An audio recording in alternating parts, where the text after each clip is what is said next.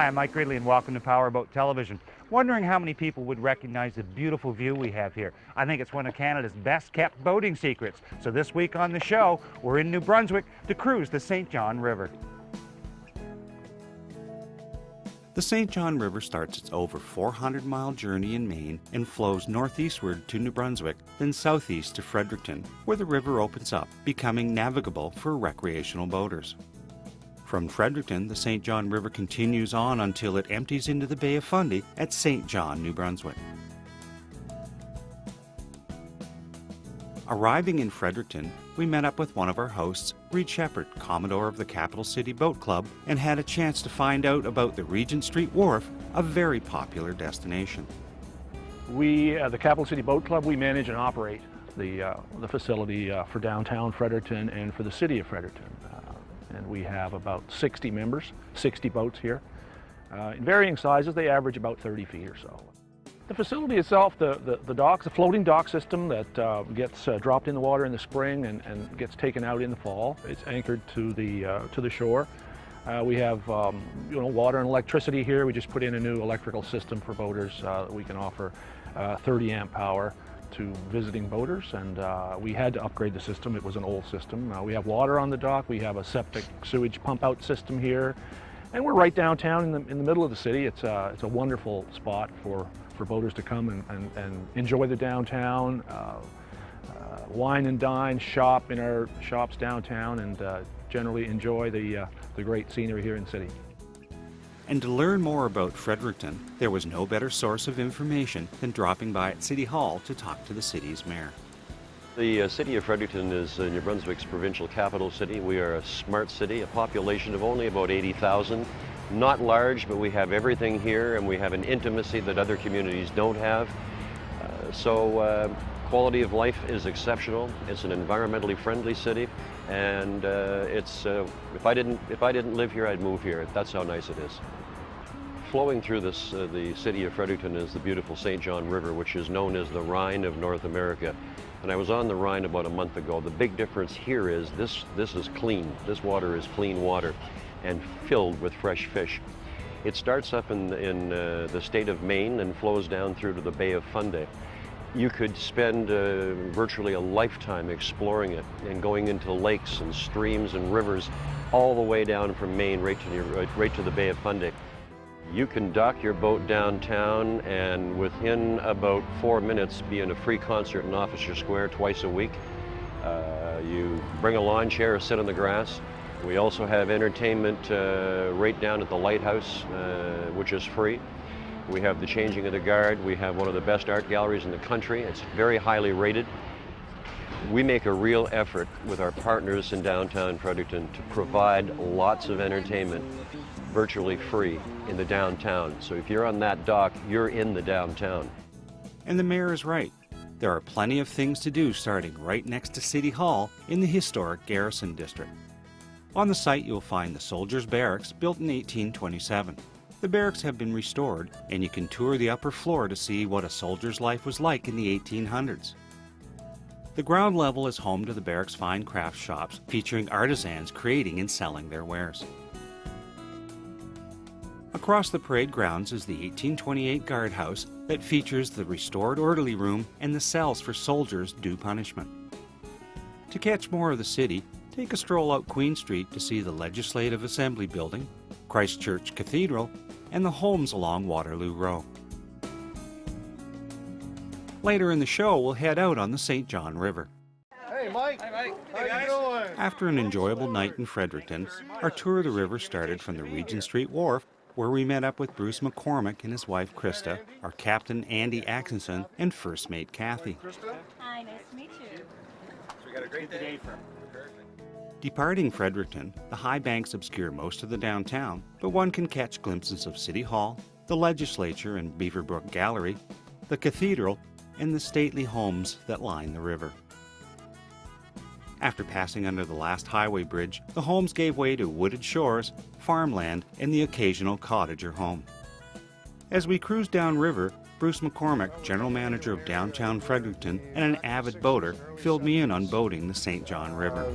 The Irving would fill the river full of logs, and just notice the rock piles that would secure the booms, and the logs would be waiting for transfer down to St. John to the Irving mill at Reversing Falls. So from time to time, a deadhead will arise, but most of the boaters are very good. If they see one, they'll mark it, and for other boaters as they're traveling through this channel. When we cruised past Mokpo Island, things were pretty quiet, with only one family on the beach. However, since the island is all farmland, where cattle range free all summer, there were a few bovines hitting the water. As we passed Thatch Island and approached the Mokpo River, another popular destination and marina on the river came into view, the Mokpo Boat Club. Situated in the picturesque mouth of the river, the facility is well protected and busy with boats departing for the weekend, so we were able to grab a berth and meet with Michelle Rivard, Commodore of the Mokpo Boat Club.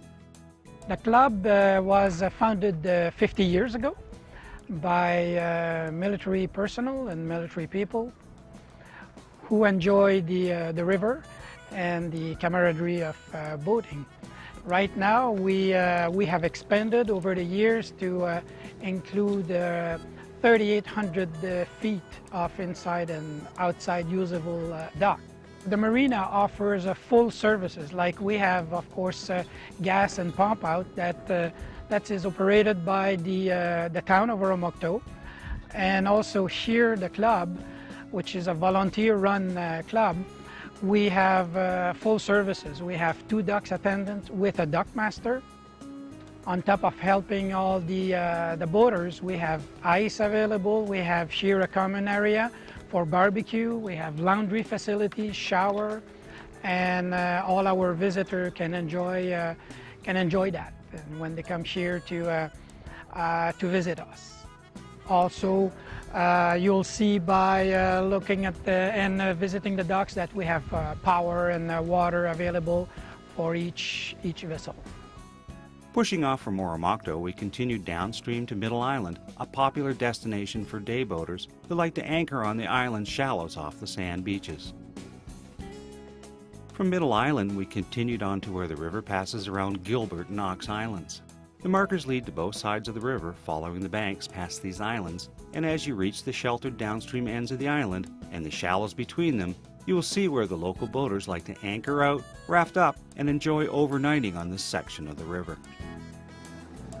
As we headed further downstream, we decided to fuel and grab a meal on shore, so we headed for the village of Gage Town.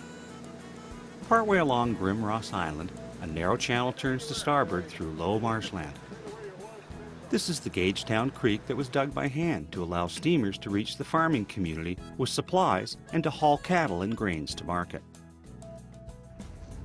Well, we're preparing to stop here in the village of Gage Town, but join us later on in the show as we take a tour of the village and then head for a cruise on Grad Lake. Welcome back to our cruise on the St. John River.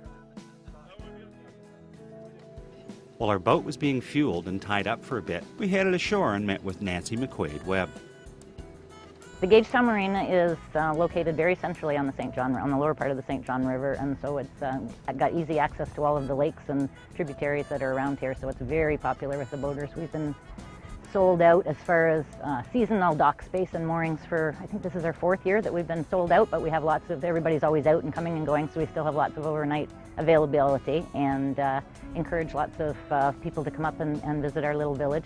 There isn't very many places that on the entire river system that you can stop and have a beer right on the, or a bite to eat or a cold drink on the river system. So we have the Old Boot Pub, as I said, and it's a full-service restaurant and bar, and also something called the Dockside Bar, which is right on the marina down by the boat, so people can sit and have a cold drink and watch the boats go by. The village of Gage Town is very well known for the artisans here, a lot of pottery, painters, wool makers. There's, you know, all kinds of things for sale. Most of the businesses here are seasonal in the summer, and a lot of them revolve around the art community here. While I would have liked to cruise further downstream for the day, our available time on the water had us turning around Gage Town Island and heading into the Jemseg River for a slow run out to Grad Lake. As we cruised, we were fortunate to catch some of the local wildlife and cattle that are ever present along the rivers.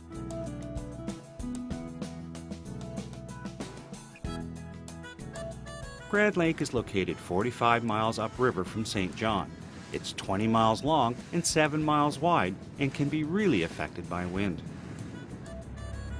To cruise the big lake, we hooked back up with Reed Shepherd aboard Lyman's Bayliner and headed across the lake to Douglas Harbor on the east shore, the summer home of the Fredericton Yacht Club. The Yacht Club has set out mooring buoys in the harbor, but many powerboaters love to anchor here as well in some of the small bays.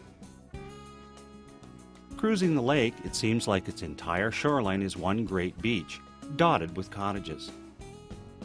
The lake has numerous beaches and coves that are extremely popular with boaters, and its wide open expanse compared to the St. John River make it the summer home of all the sailboats.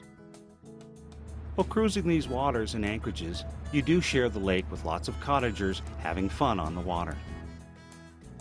One of the many popular spots on the lake is the beach area tucked inside Robertson Point. Like many of the beaches on the lake, the beaches are steep and therefore you can get quite close to shore before you anchor. Whether you like to beach your boat or anchor in a quiet cove, Grand Lake provides numerous choices. As you explore far reaches of the lake, you do have to keep an eye on the weather. Unlike the protected river, this shallow lake kicks up quite quickly in a wind, as it did to us. So we headed back to the Jemseg, then the St. John, upbound for Fredericton. Hope you've enjoyed this week's visit to New Brunswick and our cruise on the St. John River and in the Lake District on the Grand Lake. This is really a spectacular and wonderful place for recreational boaters, and we've enjoyed every minute of it. It's too bad it's not so well known and not highly used by boaters, but I think the locals keep it that way. Our stay here has been wonderful. Our hosts have taken care of us absolutely first class all the way. Very friendly people. So as we wrap up this week, we'll leave you with some scenic views of the St. John River.